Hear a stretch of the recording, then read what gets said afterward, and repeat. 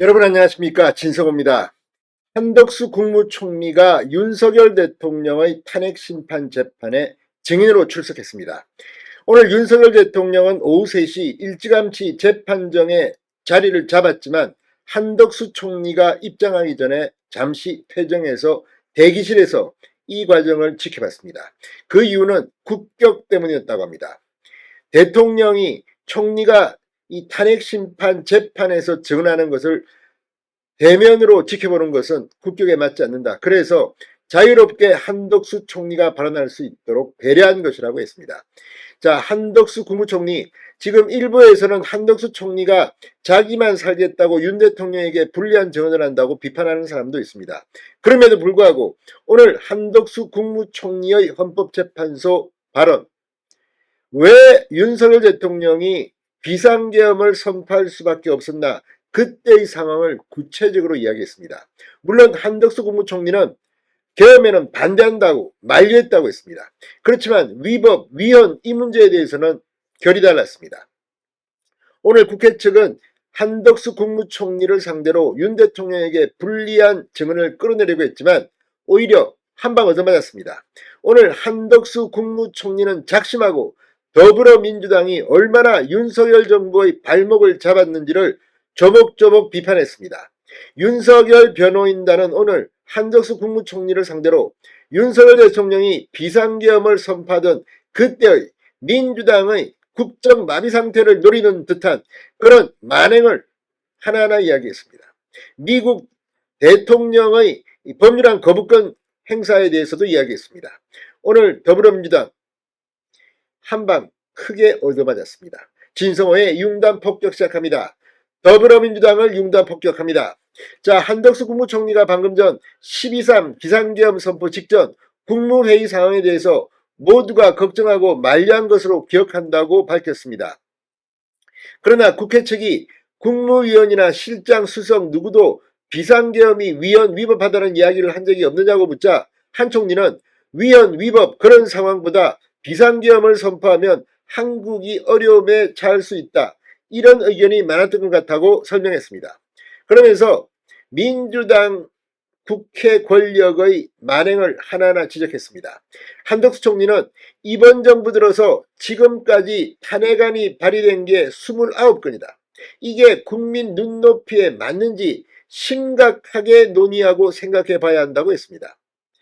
헌정사상 처음 있는 줄탄핵에 대해 어떻게 생각하느냐는 윤 대통령 측 질문에 한덕수 총리는 임명된 지 이틀 된 방통위원장이 탄핵되고 또 그걸 피하려고 간지 얼마 안 된 사람이 사표를 내고 편법과 국가의 기능이 돌아가지 못하게 하는 그런 조치를 우리나라의 헌법을 만드신 분들이 염두에 두고 헌법을 만들었다고 생각하지 않는다고 말했습니다. 그러니까 민주당은 이런 짓까지 할 줄은 몰랐는데 정말 헌법을 이용해서 이런 짓까지, 아니 이틀 된 방통위원장을 탄핵한다. 이건 정말 말도 안 되는 짓입니다.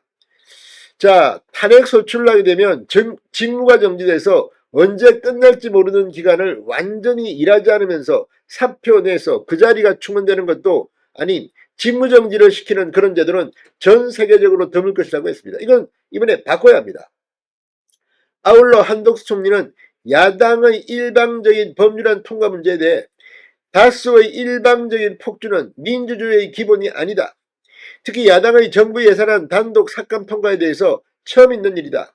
원전 개발 관련 예산과 금경 특활비, 특경비 삭감으로 마약이나 금융 사기 사건 등 범죄 수사가 상당히 지장을 받고 있다고 말했습니다. 한 총리는 재난재해 대상으로 하는 예비비도 향후 대응에 상당히 영향이 있을 수 있다. 도널드 트럼프 미국 대통령의 강한 관세 정책 등으로 국제 정세가 요동치고 있는데 이에 대한 예산도 매우 필요한 상황이라고 강조했습니다.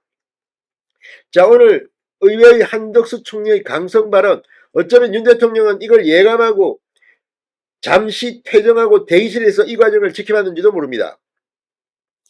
자, 그리고 이 한 총리는 비상계엄 선포는 알았지만 KBS 생방송 준비 등 구체적인 계획은 몰랐다는 입장도 밝혔습니다. 또 윤 대통령으로부터 정상적인 국정 운영이 어려워서 비상계엄이 불가피하다, 이런 취지의 말을 들었다고 했습니다. 계엄 선포 당일 대통령실에서 계엄 관련 문건을 보거나 받은 기억이 없다고도 했습니다. 자, 아무튼 지금 이 한덕수 총리는 경제와 대외 신임들을 흔들 수 있다는 이유에서 이 계엄을 계속 반대했다고 말했습니다. 자, 의회의 발언, 지금 민주당은 상당히 충격을 받았을 겁니다. 한덕수 총리, 미국 트럼프 대통령도 제2영구권 250건을 행사했다고 말하는가 하면 이 국가원수의 절박함, 상상할 수 없는 일이다. 대통령 측은 윤 대통령이 총리와 함께 법정에 있는 모습이 부적절하다고 판단해서 잠시 퇴정했다고 설명했습니다. 자, 오늘 이제 홍장원, 조지호 계속해서 증인들이 나옵니다. 오늘 헌법재판소의 심리에서 완전히 분위기가 뒤집히기를 기대해봅니다. 진성호의 융단 폭격이었습니다. 여러분 감사합니다.